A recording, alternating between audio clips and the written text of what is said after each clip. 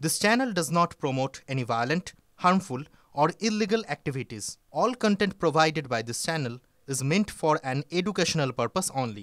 রেলের ইউনিয়ন নির্বাচনকে কেন্দ্র করে ধুন্ধুমার ব্যারাকপুর স্টেশনে অবাধে চলল ভাঙচুর। ইআরএমসি এবং ইআরএমইউ এর বুথ ক্যাম্পে হামলা, আহত অন্তত 5 জন। এই মুহূর্তে পরিস্থিতি সামাল দেওয়ার জন্য নামাতে হয় আরপিএফ কে। আক্রান্তদের অভিযোগ 20 থেকে 25 জন বহিরাগত হামলা তাণ্ডব চালিয়েছে। তারা কারা বুঝেই উঠতে পারছেন না কেউ। আজ থেকে শুরু হয়েছে ইউনিয়ন নির্বাচন। আগামী 3 দিন দেশ জুড়ে চলবে এই ভোট। প্রোটেক্টেড এরিয়ার মধ্যে ভোট, যেখানে সকাল থেকে শুরু হয়েছিল রেলের ভোট, অর্থাৎ ইআরএমইউ এবং ইআরএমসির বুথ ভাঙচুর করলো বহিরাগতরা। এমনটাই অভিযোগ উঠছে যে বহিরাগতরা তারা এসে প্রায় 30 জনের মতন মব তারা বেপরোয়া ভাঙচুর চালায় এবং ভাঙচুর চালিয়ে অবাধে তারা স্টেশন দিয়ে পালিয়ে যায়। প্রোটেকশন এরিয়া, পুলিশ পহরা, তারপরে রয়েছে আরপিএফ পহরা, তার মধ্যে দিয়ে কিভাবে এরা ঢুকলো রেলের ভোট, মানে প্রোটেক্টেড এরিয়ার মধ্যে ভোট, যেখানে সাধারণের প্রবেশ নিষেধ, সেইখানে ভাঙচুর করে তারা বেরিয়ে গেল অবাধে। কারা ভাঙলো কেউ চিনতে পারছেন না রেলের স্টাফরা। কারা কোথা থেকে এলো এই মবরা, কেন ভাঙলো তারা, কি কার উদ্দেশ্য ছিল, সব নিয়ে ধোঁয়াশা। এবং হঠাৎ তারা এখানে এসে পরপর দুটো ক্যাম্প, একটা হচ্ছে ইআরএমইউর ক্যাম্প আর একটা হচ্ছে ইআরএমসির ক্যাম্প, তারা চেয়ার টেবিল ভাঙচুর করে অবাধে তারা পালিয়ে যায়। এই মুহূর্তে ঘটনাস্থল পুরো ঘিরে রেখেছে আরপিএফ, যাতে আর কোনো রকম অশান্তি না ঘটে। ব্যারাকপুর থেকে বিশ্বজিৎ দের সঙ্গে অনন্ত চট্টোপাধ্যায়, টিভি9 বাংলা। ট্রেড ইউনিয়নের ভোট ছিল, তারপর অতর্কিত হামলা, কে বা কারা করেছে বলতে পারবো না, কারণে মুখ চিনি না। যারা যারা বসেছিল তাদেরকে বলো ওইখান থেকে চলে যাও, তোর ভাঙ শুরু করে দিল, তারপরে ওরা বেরিয়ে গেল। কতজন এসেছিল মব? তাও 25-30 জন ছিল। এসে কি করলো? সবাইকে বলছে এখান থেকে উঠো, তাড়াচ্ছিল। বসেছিলাম, হ্যাঁ, আসলে চকলেট মারতে স্টার্ট করলো। তারপরে কারা এরা, কারা? হ্যাঁ, এরা কারা?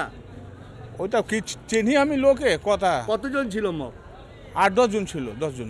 তারপরে हम लोग भाग करके गया वहाँ, वो चला के मारा।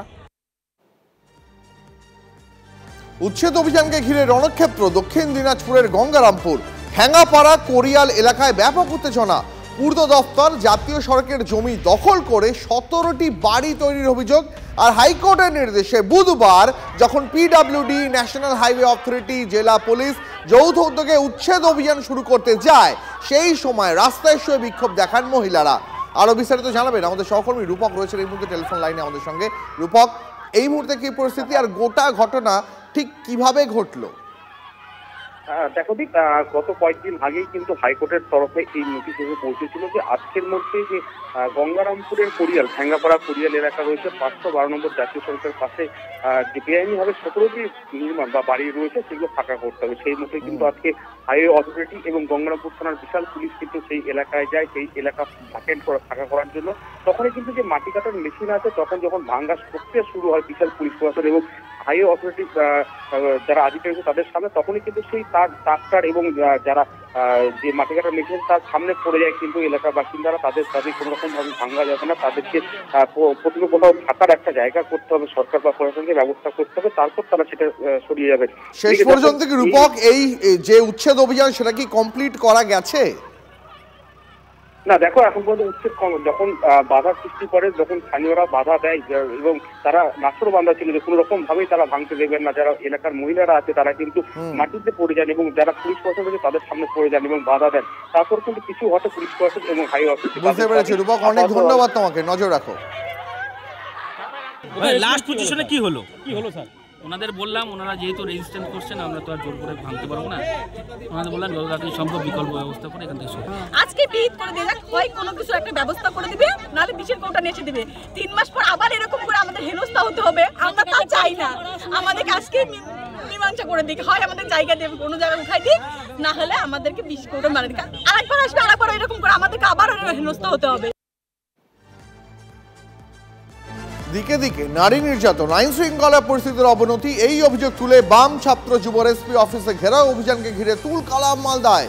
ইংরেজ বাজারে রথবাড়ি মোড় থেকে মিছিল বেরোয়, পুলিশ সেই মিছিল ব্যারিকেড দিয়ে আটকানোর চেষ্টা করে। আর তখনই পুলিশের সঙ্গে আন্দোলনকারীদের কার্যত একটা হাতাহাতি বাঁধে, সংঘর্ষ, রণক্ষেত্রের পরিস্থিতি তৈরি হয়। আপনারা দেখতে পাচ্ছেন সেই ছবি এই মুহূর্তে। মালদার ইংরেজ বাজারের রথবাড়ি মোড়, সেখানে মিছিল ছিল, পুলিশ সেই মিছিল আটকালে আন্দোলনকারীদের সঙ্গে পুলিশের কার্যত খণ্ডযুদ্ধ বেঁধে যায়। এবং এই মুহূর্তে কি পরিস্থিতি সেখানে জানবো। মালদা থেকে আমাদের সহকর্মী শুভতোষ রয়েছেন আমাদের সঙ্গে। শুভতোষ, এই মুহূর্তে পরিস্থিতি ঠিক কেমন? পুলিশ কি গোটা পরিস্থিতি নিয়ন্ত্রণে আনতে পেরেছে? দেখো দীপ, পরিস্থিতি এখন অনেকটাই নিয়ন্ত্রণে, তবে একটু আগে পর্যন্ত যা পরিস্থিতি ছিল রীতিমতো উত্তাল অবস্থা, এবং যেটা এখনো পর্যন্ত সেটা তোমার আরজি করের বিষয় থেকে শুরু করে বিভিন্ন ক্ষেত্রে দুর্নীতি নিয়ে প্রসঙ্গ তুলে ডিওয়াইএফআই এবং এসএফআই এর এই বিক্ষোভ দীর্ঘদিন কিন্তু মালদা শহরে এই ধরনের বিক্ষোভ কিন্তু দেখেনি, বিশেষ করে বামেদের বিক্ষোভ যেখানে, এবং বামেদের এই যুব সংগঠন যেভাবে নেমেছে বা ছাত্র বা যুব সংগঠন যেভাবে নেমেছে সেটা কিন্তু অবশ্যই আগামী মানে বিভিন্ন ভোটের ক্ষেত্রে হোক বা রাজনৈতিক মহলে এটা কিন্তু যথেষ্ট একটা বাম ছাত্র যুবদের যে উপস্থিতি রয়েছে জেলা জুড়ে তার টের পাওয়া গেল। অনেক ধন্যবাদ তোমার শুভতোষ। সারাদিন মাথার ঘাম পায়ে ফেলে কোনো রকমে নিজের জীবনটা কাটায়, তো তার জন্য কেন তৃণমূলের নেতাদেরকে 2000-5000 দিতে হবে? পুলিশ জানে না এসব? তো পুলিশ কি রাস্তার মোড়ে মোড়ে দাঁড়িয়ে থেকে শুধু ট্রাক থেকে আর বাস থেকে টাকা আদায় করার জন্য আছে, আর মানুষকে ভয় দেখানোর জন্য, আর যারা মানুষের উপর অত্যাচার করবে তাদের হয়ে কাজ করার জন্য? রাজ্যের মেডিকেল কলেজগুলিতে ভর্তির ফাঁদ। সরকারি বেসরকারি মেডিকেল কলেজগুলিতে ভর্তি করানোর নামে মিথ্যে ভুয়ো প্রতিশ্রুতি, পরিবর্তে কোটি কোটি টাকা চাওয়ার দাবি। দালাল চক্রের সঙ্গে জড়িত কলেজ কর্তৃপক্ষের একাংশও। ডাক্তারিতে ভর্তি কাউন্সেলিং শেষ হয়ে গেলেও প্রতারণার ফাঁদ পেতে রেখেছেন দালালরা। गवर्नमेंट मेडिकल कॉलेज में अब होगा सर? अभी भी सीटें तो बतेरी खाली हैं, यूपी तक में सीटें खाली हैं। वेस्ट बंगाल में भी तो खाली है, आप बता रहे थे। हाँ, मैं बोल तो रहा हूँ सब जगह खाली है। गवर्नमेंट पे एडमिशन करेंगे गवर्नमेंट मेडिकल कॉलेज में तो कितना लगेगा, पैकेज कितना? सर आपका देखो 50 के अंदर हो जाएगा। और प्राइवेट में? प्राइवेट में तो सर महंगा पड़ेगा ना। अगर बजट क्या आपका? ना आप थोड़ा बताइए, फिर बजट में मैं देखता हूँ। प्राइवेट में जाएंगे तो आपको ये मान लीजिए कि 70-80 का पैकेज पड़ेगा सर। दीपक चटर्जी, दीपक बाबू বলছেন তো? হ্যাঁ হ্যাঁ, এই গভর্নমেন্ট মেডিকেল কলেজে এখন ভর্তি করলে মোদ্দা প্যাকেজ কতটা লাগতে পারে, যেটা আমি আমার পক্ষে সম্ভব হবে? 40 লাখ টাকা। আগে আপনার লাগবে হয়তো 10 থেকে 15 লাখ টাকা। আচ্ছা, এটাতে সব আপনার প্রসেস হবে। প্রসেস হওয়ার পরে যখন আপনার অ্যাডমিশন হয়ে যাবে তারপরে আপনি বাকি 25 লাখ টাকা দেবেন। আপনার কোনো মানে আপনাকে পাঠাতে হবে না? আমার অ্যাকাউন্ট আছে স্যার। কাউন্সিলিং এর মাধ্যমে ছাড়া কি করে আসবে? এই সিটগুলো কাউন্সিলিং এ হয় না স্যার। কোটার সিট, এই কোটার যে সিট হয় না, তার মধ্যে ধরে নিন যদি কোনো কলেজে 2টো সিট আছে তাহলে ওরা 100টা সিট হওয়ার পরেও 98ই শুধু কাউন্সিলিং এর থ্রু দেবে। এইগুলো একটা নমিনেশন হয়, যেমনি লোকসভায় রাজ্যসভায় নমিনেটেড সিটসও হয়, তো এমনি এইগুলো হচ্ছে নমিনেটেড। ওরা যেমনি সিটটা কেউ অ্যাভেল করলো না, ওরা এমনি বিক্রি করে দেয়। এটা গভর্নমেন্ট কলেজ সিট বিক্রি করছে না স্যার, এটা তো গভর্নমেন্টের লোকেরা বিক্রি করছে যারা মিনিস্ট্রিতে বসে আছে। আমি মিনিস্ট্রি অফ এক্সটার্নাল অ্যাফেয়ার্সে আছি, ঠিক আছে? হ্যাঁ, কোন কলেজের কথা বলছিলেন আপনি একটু বলুন। আমি বলছি আপনাকে 2টো কলেজ, চিত্তরঞ্জন আর দ্বিতীয় হলো ডায়মন্ড হারবার, এই 2 জায়গায় আপনি সিট পেতে পারেন। এগুলো ওয়েস্ট বেঙ্গলের কোটা হলো ডোনার্স কোটা, তার সিট আছে 50 চাইছিল, 48 এর মধ্যে হয়ে যাবে কাজ। এইসব ক্ষেত্রে কি নিট কোয়ালিফাই বা করতে হয় না? না, দরকার নেই। শুনলেন তো, দুজন দালালের বক্তব্য শোনালাম আপনাদের।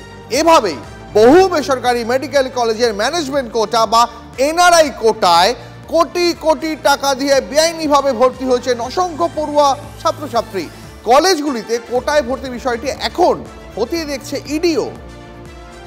যারা ধরুন এই ম্যানেজমেন্ট কোটাতে ঢুকছে বা যারা এত টাকা খরচা করে ঢুকছে, তারাও তো টাকাটা তোলার চেষ্টা করবে। তো তাদের ডাক্তারদের মান এবং তাদের যে চিন্তা মানে থিঙ্কিং প্রসেস মানে পেশেন্টের টুয়ার্ডস পেশেন্ট, তারা সবসময় চাইবে যে পাস করার পর থেকে রিটার্নটা হোক, তাতে সাধারণ মানুষ এফেক্টেড হবে। ইনভেস্টিগেট করে ব্যাপারগুলোকে বের করা উচিত এবং গভর্নমেন্টেরও উচিত আর কি, গভর্নমেন্টেরই উচিত ইনভেস্টিগেট করা।